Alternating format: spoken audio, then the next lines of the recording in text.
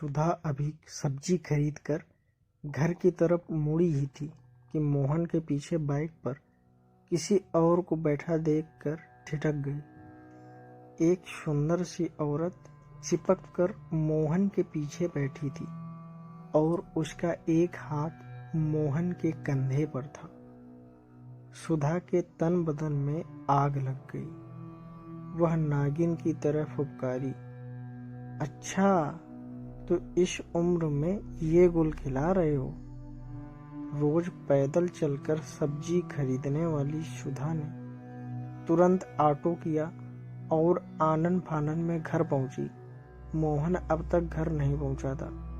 इंतजार करते शाम के 7 बज चुके थे। इस टाइम से पहले तो रोज घर आ जाया करता था। सुधा गुस्से में बाहर गैलरी में चक्कर लगाने लगी और हाँफने लगी।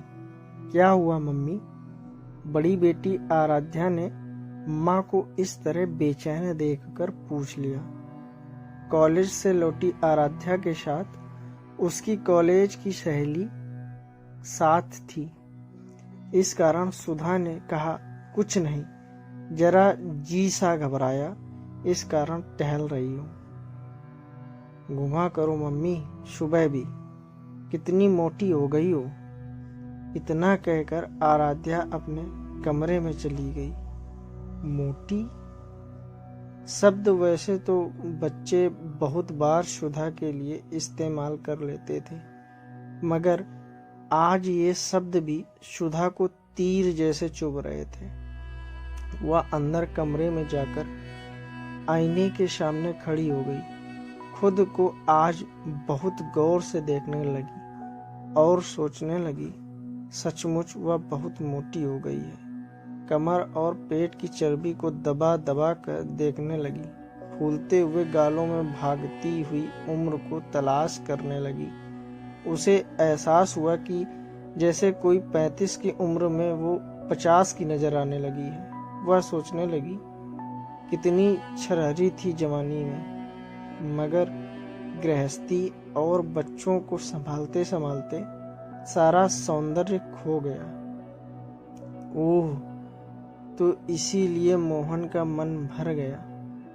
तभी तो वो कलमुही चिपक कर बैठी थी। मोहन तो आज भी 40 से ऊपर की उम्र में हैंडसम है। फांस लिया उसने मेरे भोले भाले पति को। हे भगवान, अब क्या करूं? होती घबराहट में बीपी बढ़ने लगा तो जल्दी से टैबलेट ली और अचानक ही कुछ कठोर निर्णय ले लिया सुधा ने। और फिर उसके चेहरे पर संतुष्टि के भाव आ गए। मोहन 8 बजे तक घर पहुंचा। सुधा ने उसे आभास भी नहीं होने दिया कि वह गुस्से में है। अगले दिन से तो घर के सभी मेंबर आश्चर्य में पागल ही हो गए। सुधा ने एक्सरसाइज शुरू कर दी थी। 7 बजे उठने वाली सुबह 4 बजे उठकर कपालभाति, प्राणायाम, सूर्य नमस्कार और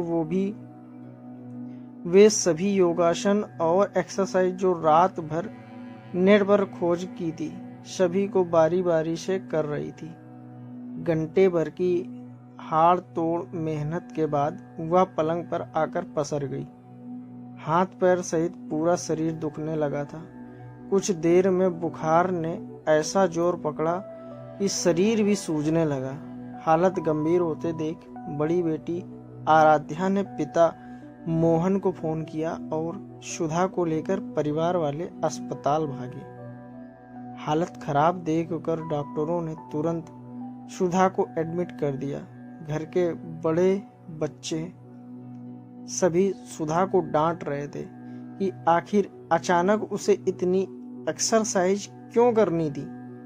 अब भीगी आंखें लिए सुधा कहे भी तो क्या किसी से कि उसका मोटापा, उसका वर्षों का प्यार, उसकी खुशियां, उसका पति मोहन उससे छीन रहा था।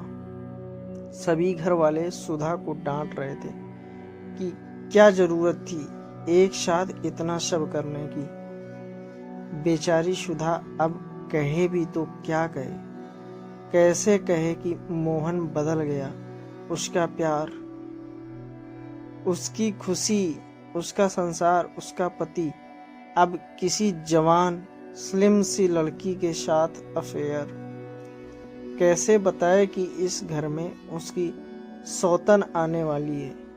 उसी से इस घर को बचाने के लिए वो खुद को स्लिम कर रही थी, ताकि उसका पति परमेश्वर मोहन उस चुड़ैल तो क्या किसी और की तरफ ना ताके।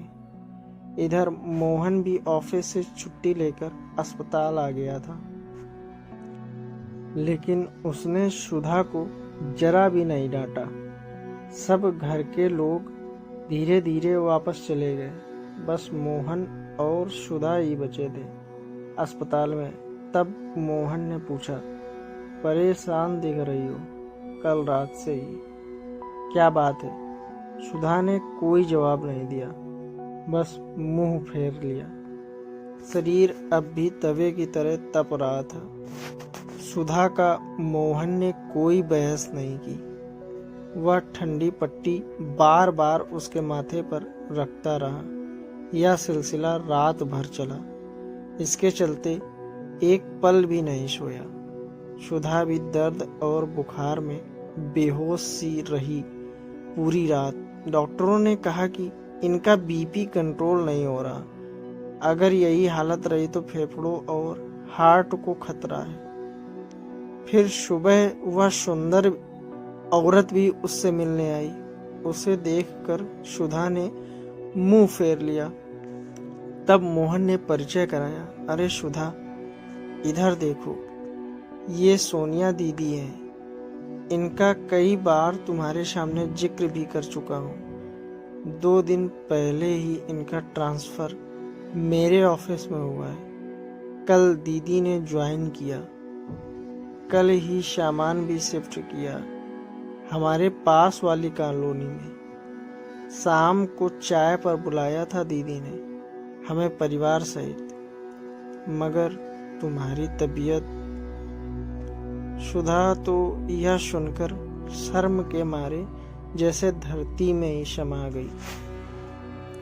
ओह, कितनी पागल और मूर्ख हूं मैं। अपने देवता जैसे पति पर शक किया। उसने नजर झुकाए हुए ही सोनिया दीदी से नमस्कार किया। फिर चमत्कार हुआ। अगले 10 मिनट में उसका बीपी नॉर्मल हो गया, बुखार उतर गया। दवाई जो मिल गई थी, बस दर्द बचा था, जो धीरे धीरे ठीक होने वाला था। शाम तक सुधा को छुट्टी मिल गई।